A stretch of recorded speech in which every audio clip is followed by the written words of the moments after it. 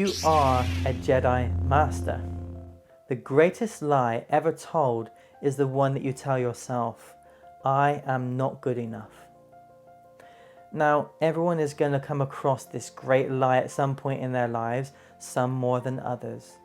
The reason you have been telling yourself the greatest lie of all is because we've all experienced many more failures than we have successes in our lives. Again, some more than others. But we have all fallen at the final hurdle at some point, and if you're like me, most of the time I couldn't even clear the first hurdle. That's when I knew God had a sense of humour, because when I asked for a lower voice, he thought it'd be funny to give me slightly shorter legs, only slightly shorter.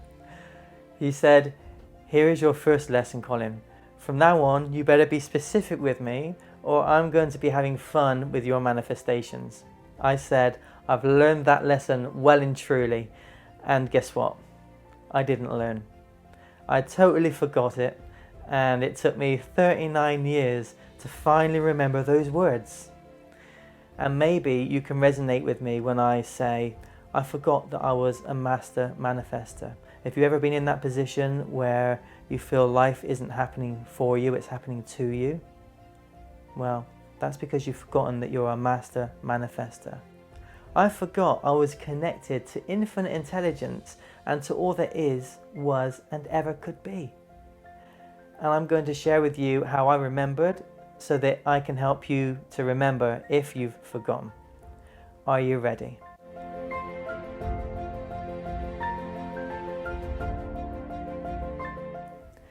Hello, beautiful souls. I hope you are well, and I hope you are staying well. Welcome to the unfolding of a new age, from unawareness to awareness. Here's a wave of love coming your way. You are a Jedi Master. How, I hear you say? I'm going to invite you to come with me for a free dive into full awareness, but please don't hold your breath. And if you don't know what free diving is, it's where you can dive into waters far deeper and for much longer than most human beings without any technology except for your lungs and some rope to help you go down and to come back up again. So we are going to free dive the expanse of consciousness, the universe, and everything you need to remember that you are a Jedi Master. So I always like to come from the scientific perspective to begin with, because many of us need some kind of tangible proof of who we are and why we are here. I think I've discovered the most profound, tangible proof that there is without the need of technology, and this is why I call it the ultimate free dive for consciousness. So I've used this very example with clinical psychologists, and every time, without fail, they pause, ponder, and say, I never thought about it that way before. So when we come from the perspective of science, particularly Stephen Hawking's theory, everything in the universe, both known and unknown, came from one point of origin known as the Big Bang Theory. So if this theory is true, then it would mean that every grain of sand, every drop of water, every planet, every star, and also you and I and light itself was no exception to this rule, because we were all contained within that dot once smaller than an atom. Then it would also mean that every thought that could ever be thought, and every scenario that could ever be played out, and even consciousness itself must have also been contained within this dot once smaller than an atom, because nothing existed outside of the dot.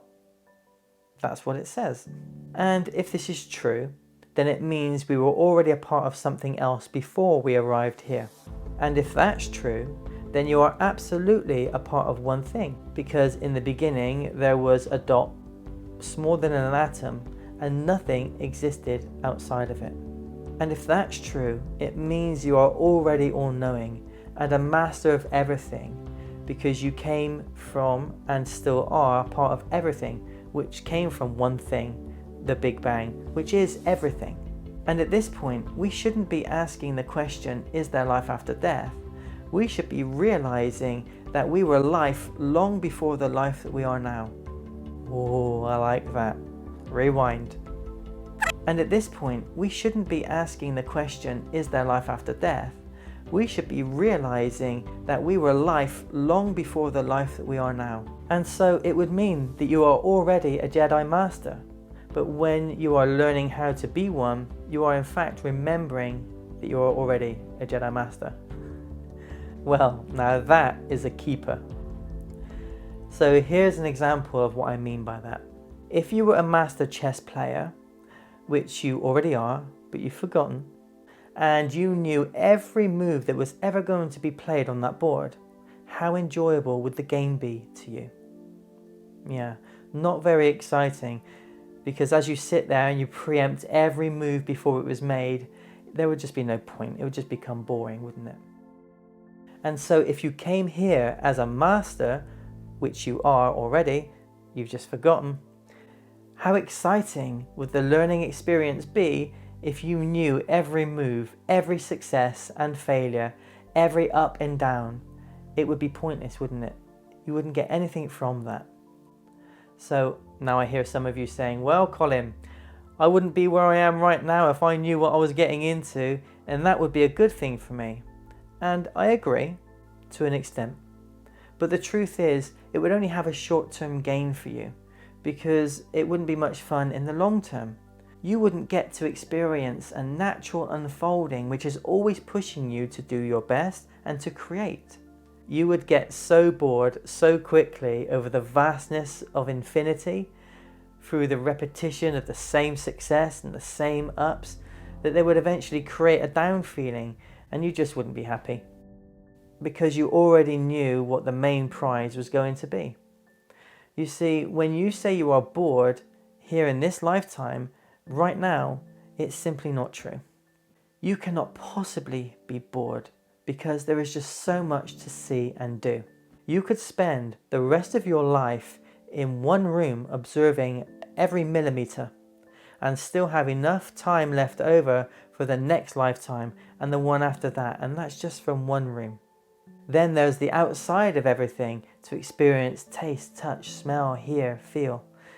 So you cannot ever possibly be bored. What you are is unfulfilled. Oh, I like that. Rewind. So you cannot ever possibly be bored. What you are is unfulfilled. If you are not feeling fulfilled, then you will feel detached, and the momentum slows down. You start to feel lethargic, you start to go inwardly, the mind starts to kind of come down, and your vibration lowers, and that's what makes you feel bored, but it's not, it's just where you're feeling unfulfilled. So what's the best way to come back into this lifetime and play the game of physical life? Well, you come back and you forgot that you were a master, that you were a Jedi Master. Now, this changes everything, because nothing is off limits and you have no idea what's around the corner waiting for you. And if everything in the universe is frequency based, then depending on the level of frequency you are emitting into the vibrational field depends on what and where you become most focused. Hence why so many people are experiencing so many different aspects to life. Now life becomes exciting. Wow, now that is a keeper. But we are all connected to the same one thing. Science would call it energy, and theology would call it spirit. Now the fundamental question, and ultimately the deciding factor between the two of these at this point is, was energy already conscious and alive with infinite intelligence and awareness before it became superheated and fragmented into what we see as the ever-expanding universe today? And the answer would be a resounding yes, because everything came from one thing, oneness, from that one dot to begin with. Science still does not know what electricity is, and it doesn't know what gravity is. They only know how it behaves. Gravity is a force of attraction that exists between any two masses, any two bodies, any two particles. Gravity is not just the attraction between objects and the earth. So another aspect of this would be through the law of attraction, working in the same way. But just the same as gravity, it is yet to be understood fully by science. The universe is a form of intelligence far beyond the comprehension of our current ability of understanding, and that nothing is outside of its knowing, including you and I, and everything contained within it. It's not only a part of it, it is the universe. Only when you are focusing your attention on the having of or being it, will it begin to attract what you want, creating that momentum and begin to manifest it into your personal reality. So you see, you are a Master Manifestor and you are a Jedi Master. You just forgot that you were. Both science and theology both agree on at least one thing.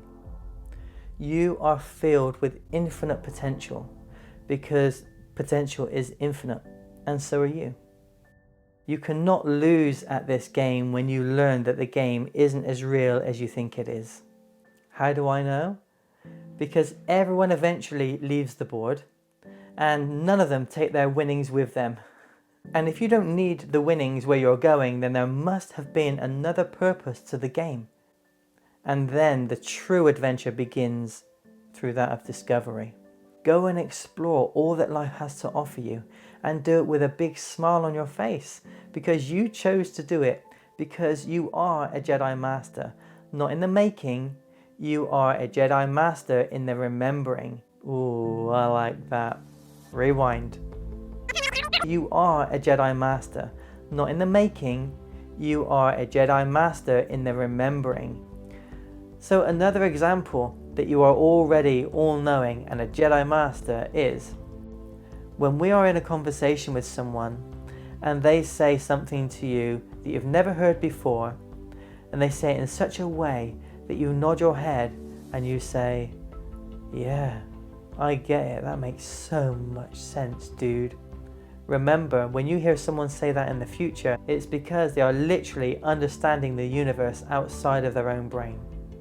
The brain is a learning tool, it is a remembering tool, and it cannot comprehend and understand something without first learning about it. And yet, when someone speaks that magical sentence, life just seems to make so much sense and everything begins to fall into place. This isn't you learning something for the first time.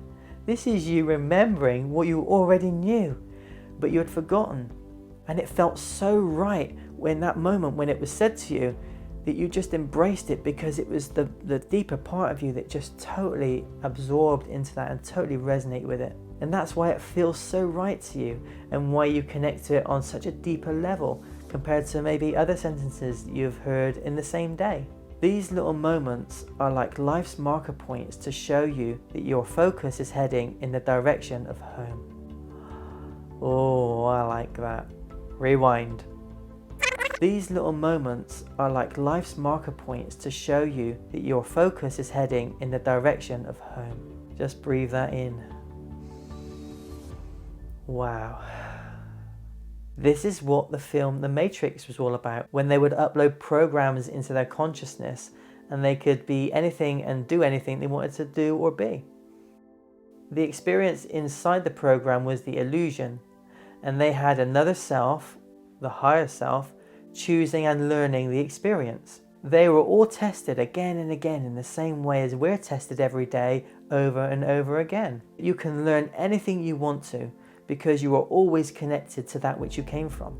It cannot be any other way because of how the universe works and what the universe is. So always take that with you. There are no limits, you are limitless. You are filled with infinite potential. The only limitations we have are the ones we set upon ourselves. These can be shifted, they're just blocks and we can shift them easily. Here's a quote that I absolutely love. When you change the way you look at things, the things you look at change. And that was from Wayne Dyer. As always, if you've enjoyed this video, please like, share and subscribe for more juicy videos to come. Follow me on Facebook, Instagram, Twitter. Happy mind, happy you.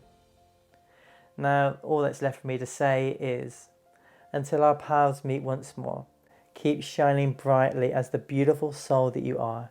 Live with hope, live with faith in yourself, and live with the feeling of happiness always.